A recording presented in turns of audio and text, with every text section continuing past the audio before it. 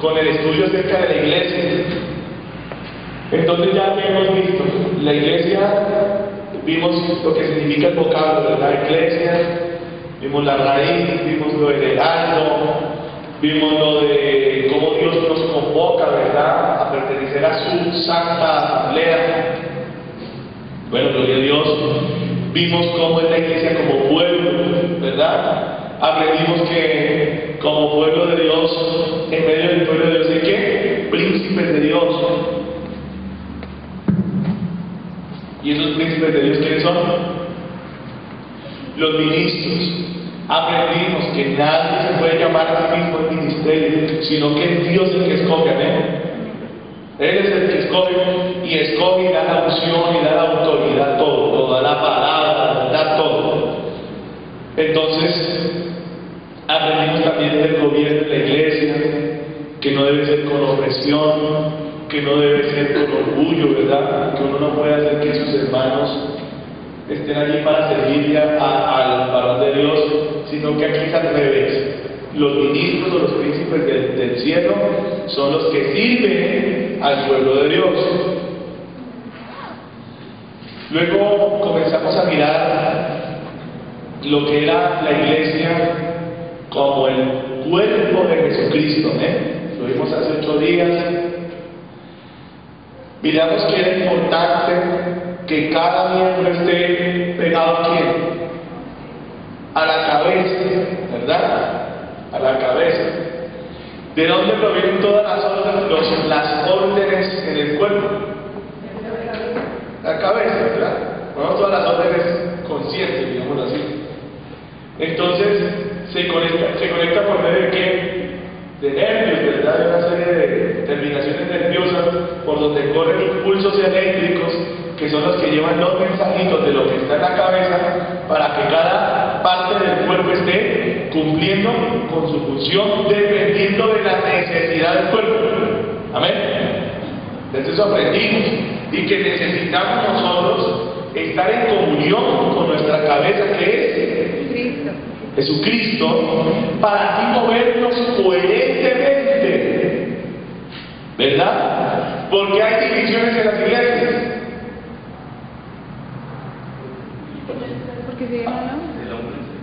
Porque el hombre mete la mano, ¿verdad? Porque entonces está la dirección de la cabeza y la dirección del hombre. Entonces comienza a haber un choque, un cortocircuito en la iglesia. ¿Y dónde lo veremos? En que aquellos que están conectados con Jesús el Señor de verdad caminarán en el mismo espíritu todos. ¿Cuánto dan gloria a Dios por eso? Pero los que no están conectados con la cabeza, los que no reciben órdenes de la cabeza, sino que hacen lo que se les da la gana. ¿Usted sabía que hay cristianos que hacen lo que se les da la gana? ¿Sabía o no? Y cogen la Biblia para vivirla como a ellos les parece,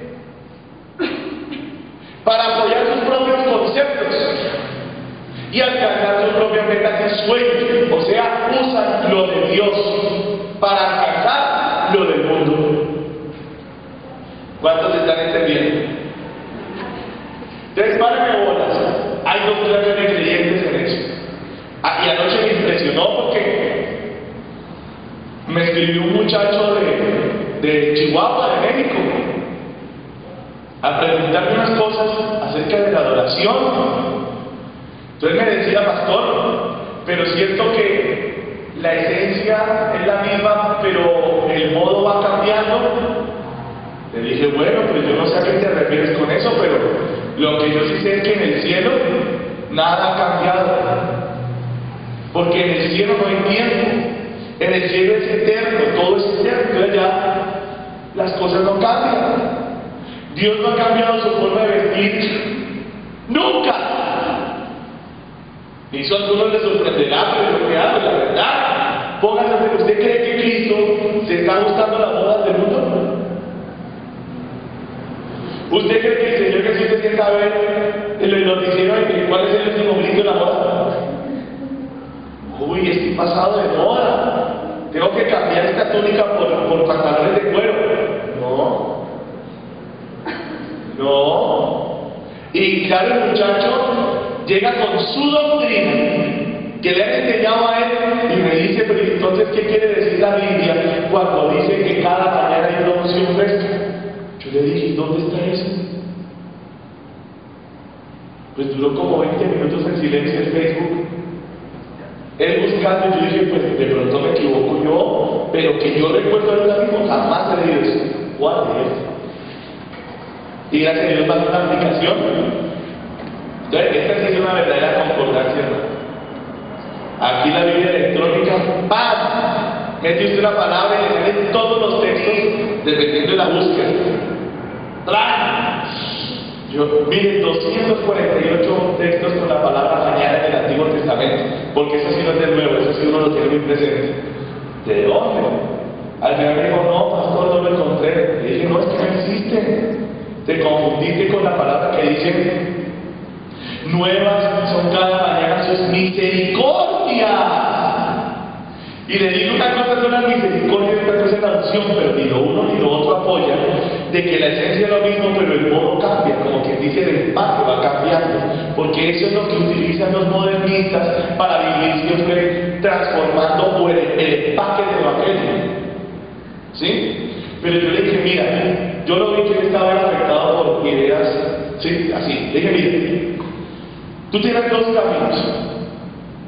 Uno, tener tus pensamientos, tus costumbres, tus ideas, tu querer, tus sueños, y buscar textos de la Biblia que te avalen, que te respalden, y entonces respaldar tus conceptos en la Biblia.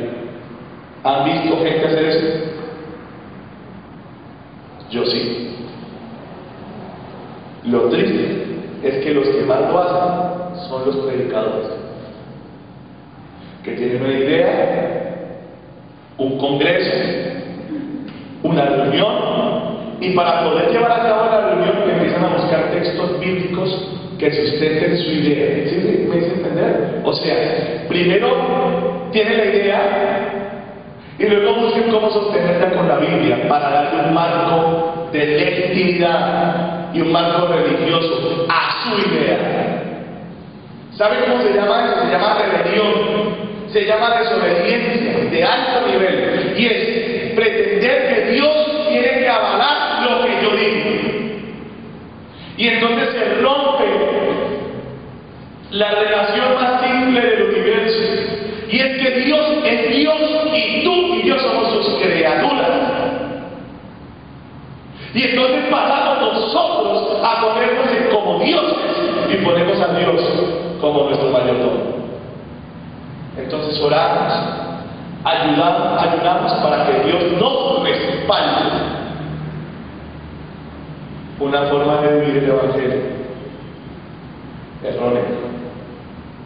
El día que a usted le toque el juicio y a usted le toque enfrentarse al verdadero Dios y usted vea que usted no era Dios, hermanita, claro que ya no tenemos cuerpo mortal, pero si tuviéramos cuerpo mortal se orinaría usted, porque Dios sigue siendo Dios y usted sigue siendo lo que es, nada.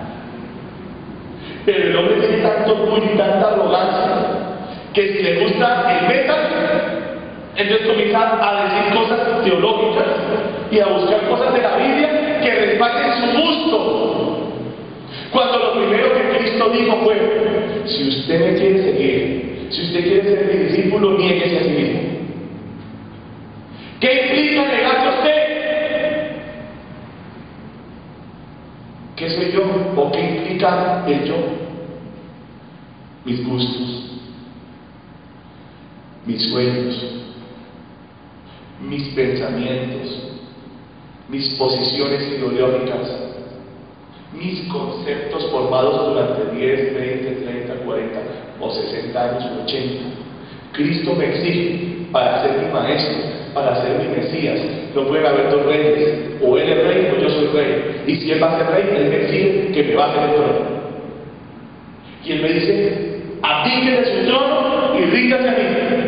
Niéguese a usted mismo, tome su cruz y sígame. ¿Para qué es una cruz? Morir a mí mismo, morir al yo, morir a lo que pienso, a lo que creo, a lo que considero, para vaciarme a ante un maestro como él, para que él me enseñe qué es lo bueno, qué es lo malo.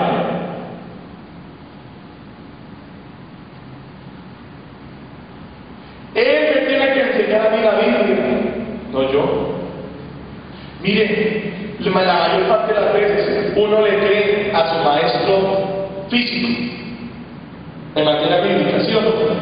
Es lo natural, pues es mi pastor es perfecto o casi perfecto, le falta un centímetro y así para ser perfecto, entonces todo lo que él diga no tiene error, ¿sí o no? Eso piensa uno, sobre todo cuando está chiquito espiritualmente. Pero la responsabilidad suya es saber que usted tiene que tener una comunión íntima con su cabeza llamada Jesucristo, porque ahí es donde usted va a tener vida, dirección y la gloria de Dios con usted. Yo hay cosas que a mí me enseñaron de las cuales me aparté. Por ejemplo, la línea arminianista. Allá en la iglesia nuestra éramos arminianos, o sea, creíamos que Dios, o creían los ancianos, que Dios no lo sabe todo. Para mí hoy en día, y desde hace años, eso es blasfemia. Que Dios no lo sabe todo, y que Dios maneja como una especie de cálculos de probabilidades, es algo así como un super matemático. Pero que Dios revistió el hombre de libre albedrío, que por esa razón ni siquiera Dios sabe qué decisión vas a tomar tú mañana. Entonces, yo al principio defendí esa tesis, porque yo era un chiquitín espiritual, y la defendía, y yo soy hombre de que lo que defiendo lo defendía muy apasionadamente, ya no tanto. Hoy en día solamente defiendo apasionadamente lo que sé que Dios me ama, lo que tengo fe en Dios. ¿Sí? Otras cosas no me apasionan, porque digo, esperemos, vamos a ver qué pasa. ¿Entienden o no? En la parte apocalíptica, él uno es una cosa, pero hay como 7. Entonces, ¿para qué me voy a agarrar? ¿Sí me entienden? Como hablaba nosotros con mi hermano, vamos a ver. Si cuando vengamos a ver al anticristo en escena, entonces vienen los hermanos presos y dicen, mi hermano, nos equivocamos. Y yo le digo, pues sí, hermano, preparémonos que esto sea. Ahora sí me apretó. Sí, hermano. Ahora, si nos vamos antes de la semana 70, ¡pum! Y nos vamos. Espero que todos los que creen que nos vamos después estén preparados, si no somos hipócritas. Así es sencillo. Porque yo creo que nos vamos después de la gran tribulación para que empiece la ira. Es mi concepto de lo que yo he leído aquí, mi concepto, pero no por eso no me estoy preparando para el rapto. Porque resulta que puede que no sea el rapto, pero puede que sí. Yo le doy el beneficio de la duda a los hermanos, que son muchos, que piensan que nos vamos antes de la semana 70. Bueno, les creo, me preparo. Otra parte de mí dice, no les creo, me preparo.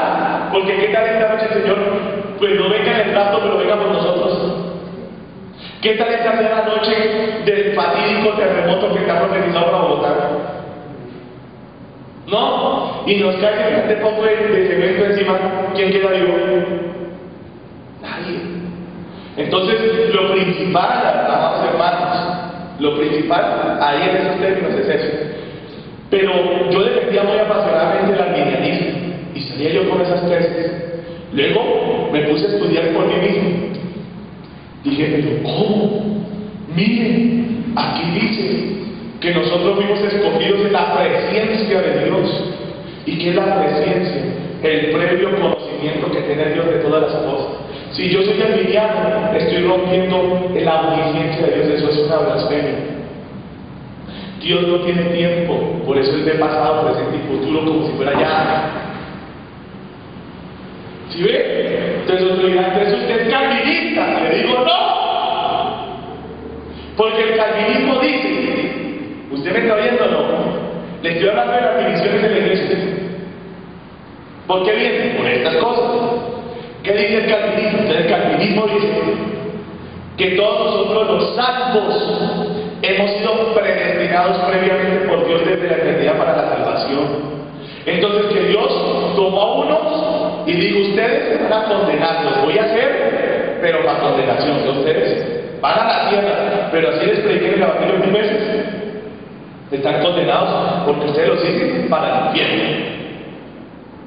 ¿Me está leyendo bien o estoy hablando enredado? Eso es un calvinista. Eso es lo que dice el calvinismo. Y dice, en cambio los escogidos,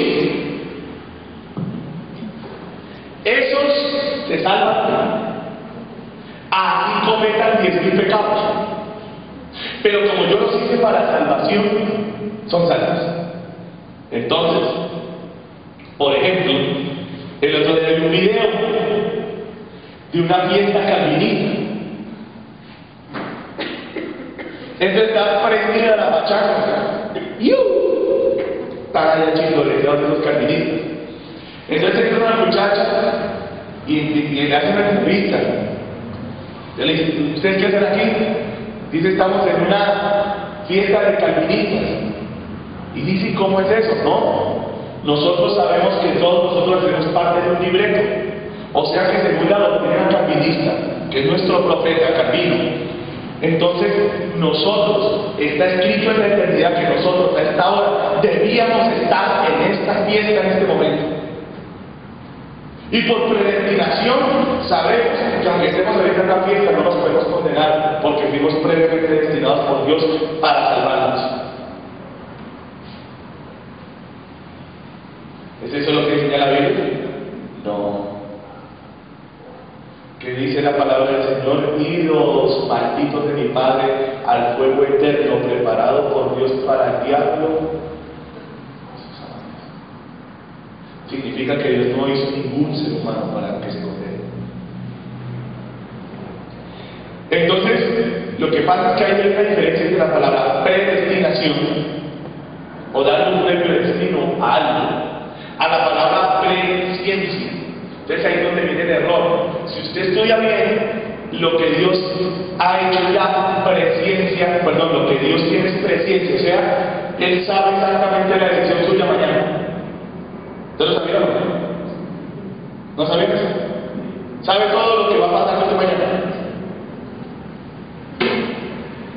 ¿No sabían? Entonces usted tiene, en usted siempre tiene sin embargo las dos opciones, porque una cosa es lo que tiene Dios, que es la presencia, y otra cosa es la capacidad que le dio Dios a usted de escoger. ¿Será que estos predestinados no podían resolver la fiesta? Y decir, hombre, la Biblia también dice que sin santidad nadie verá al Señor. ¿No? ¿Sí podían o no podían?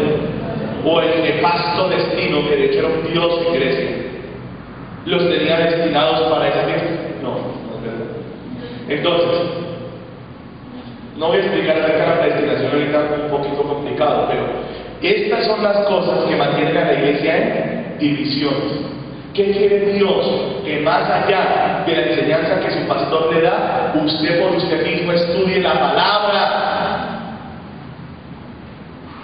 Amén. Entonces, yo tengo que estar unido a quién, primeramente, en el cuerpo. ¿A quién? A mi cabeza. Todos los que aquí en esta iglesia estén unidos con Cristo, todos vamos a estar en armonía, ¿está bien? Nunca va a chocar en nada. ¿Cómo hace Cristo para chocar con Cristo? ¿Qué es lo que choca? Su carne con Cristo. Sus propios conceptos con Cristo. Lo que usted considera con Cristo, ahí se choca. ¿Sí ven? Mire gente con la que yo camino y eso es full. Vamos suave. Es muy poco el que choca conmigo en esta iglesia, pero no falta. Y choca conmigo, eso es así, como si fueran dos piedrecitas. Pero choca conmigo porque esa persona camina en la carne, yo camino en el espíritu. Entonces, si usted camina en el espíritu, vamos bien. Hacemos así.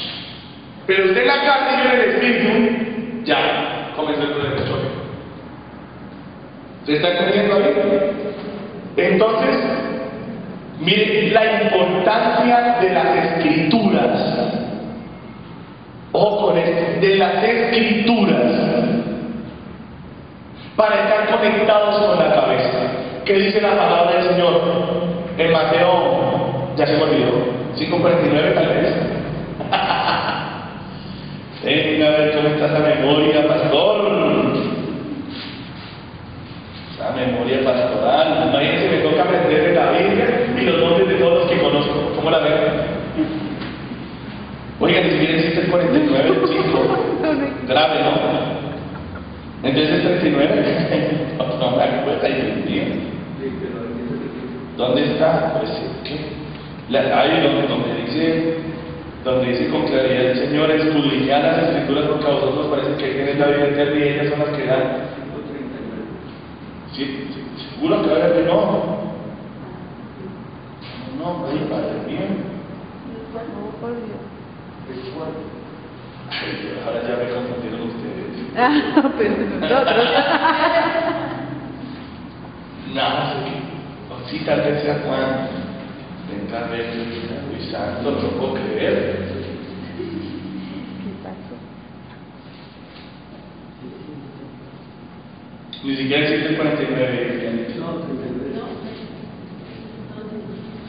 Sí, 5:39 de Juan. Escudriñar, ¿se dice? ¿Cómo es escudriñar? ¿Escudriñar es leer? No. ¿Qué es escudriñar? No, primera no. El Evangelio de Juan, capítulo 5, versículo 39. Escudriñar las Escrituras, porque a vosotros os parece que en ellas tenéis la vida eterna. Esa no es la parte más importante, es esta. Y ellas, ¿quiénes? Las Escrituras. Son las que dan testimonio de mí.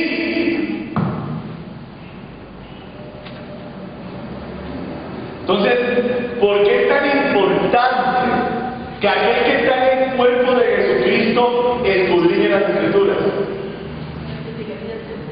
Para que usted comience a identificar su cabeza. Porque usted viene del mundo de no conocer a Dios. Y ahora entra, por la misericordia de Dios, en el cuerpo de Cristo, y ahora usted tiene que empezar a conocer a su Dios. ¿Ve? Entonces Dios dice, ¿me quiere conocer? Entonces primero escudriñe mi testigo. A él le doy un testimonio de quién soy yo, para que usted comience a mirar ahí, ¿quién soy yo? ¿Quién eres tú, Señor? Cuando usted tiene esa humildad de reconocer que usted no ha conocido a Dios, entonces para las Escrituras va a empezar a conocer a Dios. Amén. Entonces, ¿quién da testimonio del Mesías? La Escritura. ¿Qué dice el Señor? En Mateo capítulo 7 también. Ahora sí, Mateo 7, si no se me olvida. Ese pastor se le olvidó.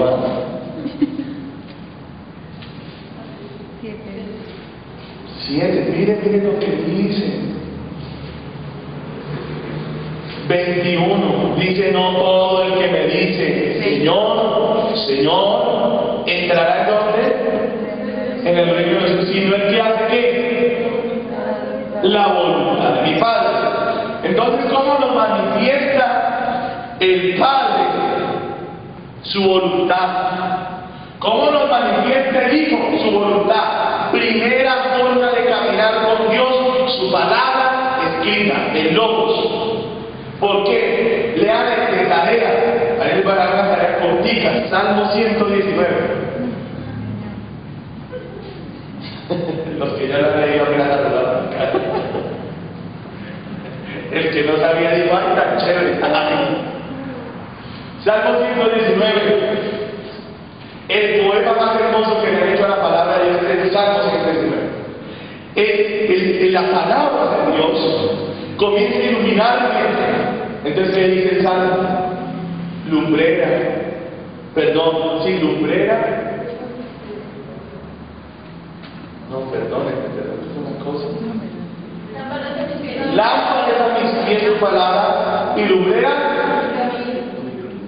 Entonces, si yo quiero estar en el cuerpo de Cristo desempeñando bien mi función, eso significa que mis decisiones, mi funcionalidad la tengo que desempeñar conforme a la voluntad de mi cabeza.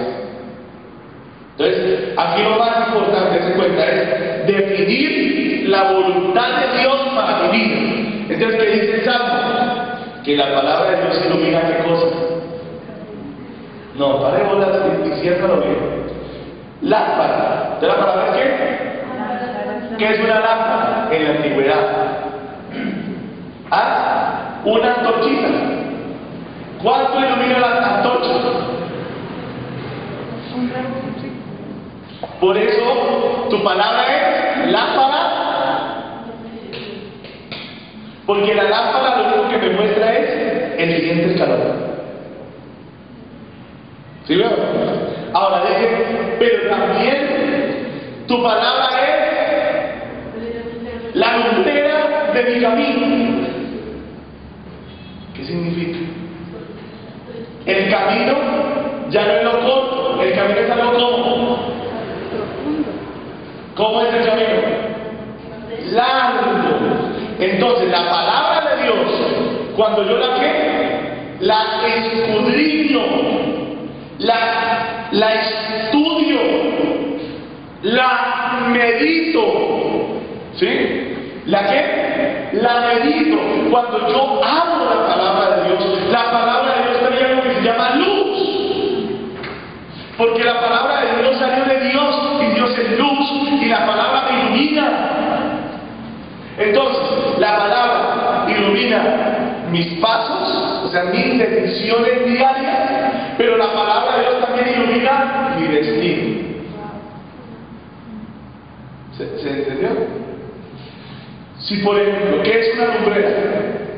Según la Biblia hay dos lumbreras en el mundo: el sol y la luna. Yo no sé si ustedes han estado en el campo cuando hay una llena y el cielo está despejado. Se ve muy claro todo, clarísimo se ve. Entonces, con la lumbrera puedo ver lejos, sé para dónde voy, no pierdo mi derrotero, no pierdo mi destino. Pero también la palabra de Dios funciona como lámpara, para que yo en mis pasos, que son las decisiones que yo hago a diario, no falle. Amén. Mira lo que dice Josué 1:8, es demasiado claro.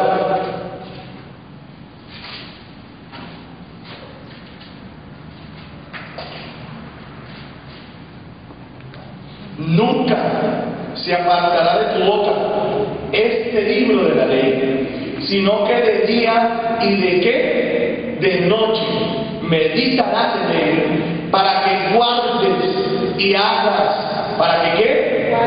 Guardes y hagas. ¿Qué dice? Conforme a todo lo que en él está escrito, porque entonces todo te saldrá bien. ¿Cuánto? ¿Cuánto? ¿Hay alguna manera de no cometer errores en nuestras decisiones? Sí. Dejarnos guiar por la palabra de Dios. Es el primer punto. Amén. Entonces, si yo he creído en el Hijo de Dios, si yo he creído en Jesucristo de Nazaret y yo le he entregado mi vida y mi ser de manera milagrosa y poderosa, Dios me mete en su cuerpo. Por esa razón, todo aquel que cree en Cristo de verdad y se ha convertido a Dios de corazón, busca de manera natural a los demás creyentes para congregarse. Solamente los falsos cristianos, o sea, los que dicen yo creo en Dios, pero no se han convertido a Dios, pues nunca buscan iglesia. No buscan una comunidad cristiana que tenga cosas en común con ellos, porque se sienten cómodos con los mundanos, en los bares, en las barracas, en las tontadas.